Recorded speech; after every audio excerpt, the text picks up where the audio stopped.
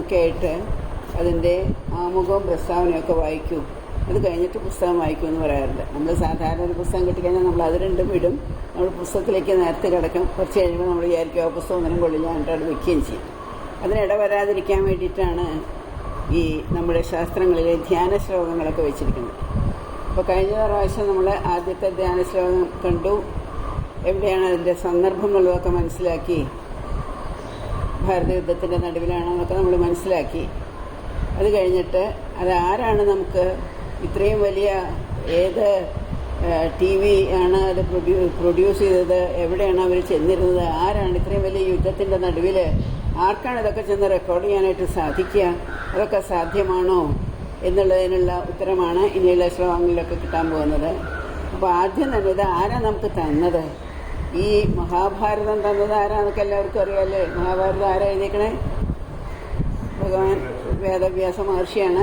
അപ്പോൾ വേദവ്യാസ മഹർഷി തന്നെയാണ് ഭാരതത്തിൻ്റെ നടുവിൽ തന്നെയായിട്ട് ഈ ഒരു രത്നക്കല്ലിനെ കൊണ്ട് വെച്ചിരിക്കുന്നത്.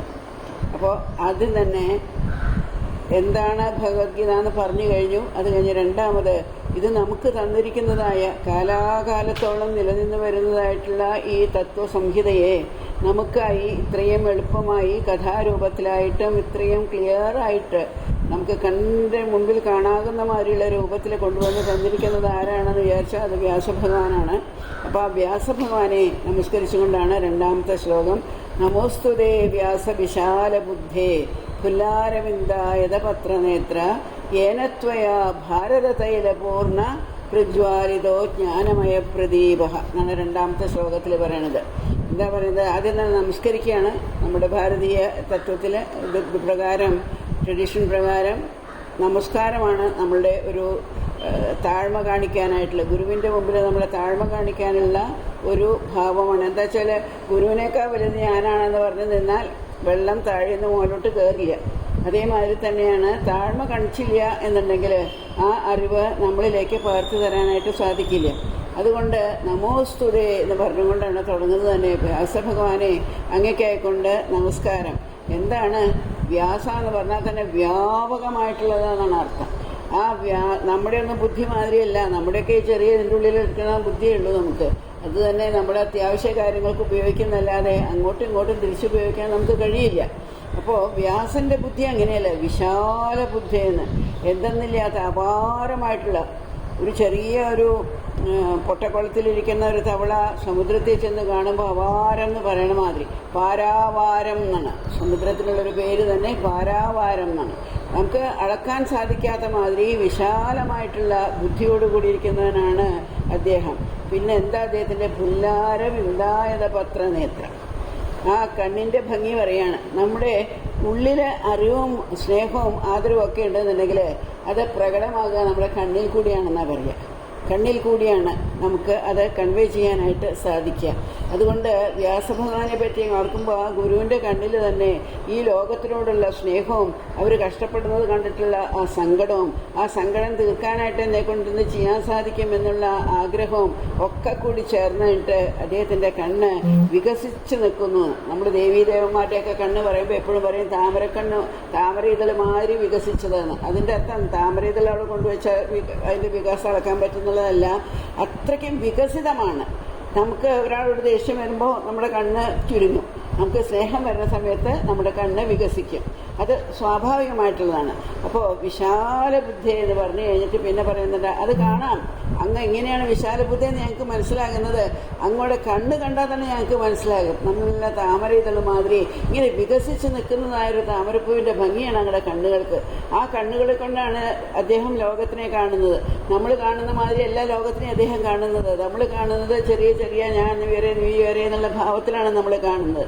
നമ്മൾ ഒരു ഭൗതിക ഭാവത്തിലാണ് നമ്മൾ ലോകത്തിനെ കാണുന്നത്. പക്ഷേ ഇവരൊക്കെ അങ്ങനെയല്ല. ഇവർ ലോകത്തിനെ നോക്കുന്ന സമയത്ത് എല്ലായിടത്തും നിറഞ്ഞു നിൽക്കുന്നതായ ഈശ്വര ചൈതന്യത്തെയാണ് അവർ കാണുന്നത്.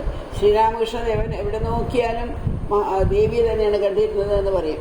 അതേമാതിരി പുല്ലാരവിന്ദായത പത്രനേത്ര, അങ്ങനെ വികസിതമായ കണ്ണുകളോടുകൂടിയ ഹേ ഭഗവാനെ, എന്താ അങ്ങോട്ട് ചെയ്തു വെച്ചത്? ഏനത്വയാ ഭാരത തൈല പൂർണ്ണ പ്രജ്വാലിതോ ജ്ഞാനമയ പ്രദീപ. ഭാരതമാകുന്ന നമ്മുടെ ഈ സംസ്കാരത്തിൽ ഒരുപാട് അറിവ്, ഒരുപാട് ലോക നന്മയ്ക്ക് വേണ്ട പലതും നമ്മൾ സൂക്ഷിച്ചു വെച്ചിട്ടുണ്ടായിരുന്നു. പക്ഷെ അതൊന്ന് കാണണ്ടേ, അതിൻ്റെ വെളിച്ചം ലോകത്തിലേക്ക് എങ്ങനെ വരുത്താനായിട്ട് സാധിക്കുക? അതിന് വേണ്ടിയിട്ട് അദ്ദേഹം എന്തു ചെയ്തു? ഒരു വിളക്ക് കൊളുത്തി വെച്ചു. പ്രജ്വാലിതോ, അങ്ങയാൽ കൊളുത്തപ്പെട്ടു ഒരു വിളക്ക്. എന്തുമാരിലത്തെ വിളക്ക? ജ്ഞാനമയ പ്രദീപ, അറിവാണ്. ആ വിളക്കിലുള്ള എണ്ണ ജ്ഞാനമാണ്, അറിവാണ്. അതിൻ്റെ എവിടെ തൊട്ട് നോക്കിയാലും ഭഗവത്ഗീതയിലെ ഓരോ വാക്കിലും ഓരോ പ്രയോഗത്തിലും ഓരോ കോണ്ടെക്സ്റ്റിലും എല്ലാത്തിലും അറിവാണ് നിറഞ്ഞിരിക്കുന്നത്. എങ്ങനെയുള്ള അറിവാ? ഫിസിക്സോ കെമിസ്ട്രിയോ മാത്തമാറ്റിക്സോ അല്ല.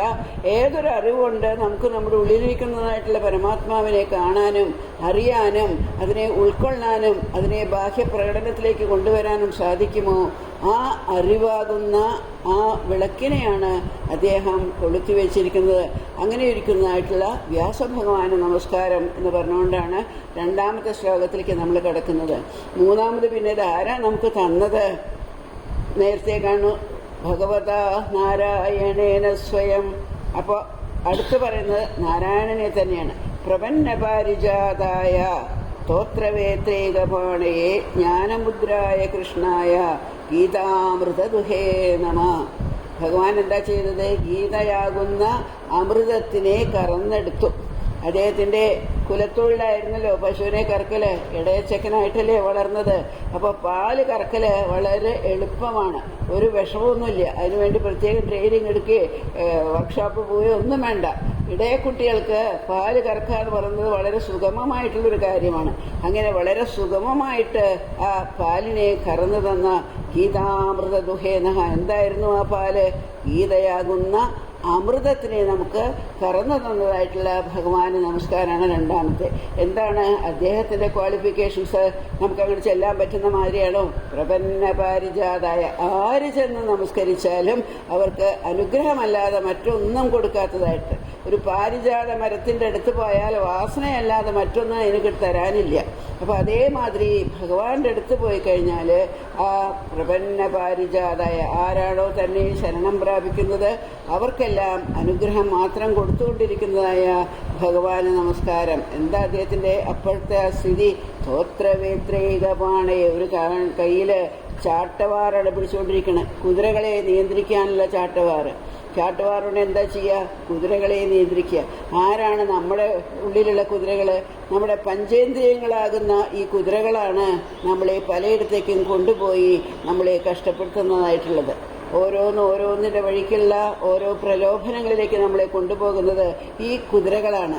അപ്പോൾ ആ കുതിരകളെ നിയന്ത്രിക്കുക എന്ന് പറയുന്നതാണ് ജീവിതത്തിൻ്റെ ആധ്യാത്മികതയിലേക്ക് കടക്കാനുള്ള ആദ്യത്തെ പടി. അപ്പോൾ സ്തോത്രവേത്രൈകമാണകെ, ആ കയ്യിൽ ചാട്ടവാറ് പിടിച്ചുകൊണ്ടിരിക്കുകയാണ്. ഒരു കയ്യിൽ ചാട്ടവാറ്, മറ്റൊരുത്തോ ജ്ഞാനമുദ്രായ, ജ്ഞാനമാകുന്ന ആ മുദ്ര. ഇതാണ് സത്യം.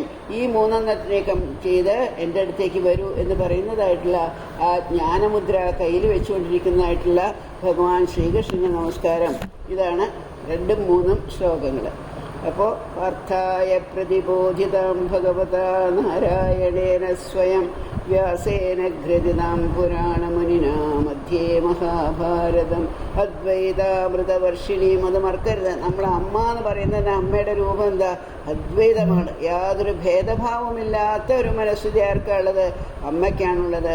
അദ്വൈതാമൃതവർഷിണിയും ഭഗവതീം അഷ്ടാദശാധ്യായിനിയും അംബ ത്വാമനുസന്ധതാമി ഭഗവദ്ഗീതേ ഭഗവദ്വേഷിണീ.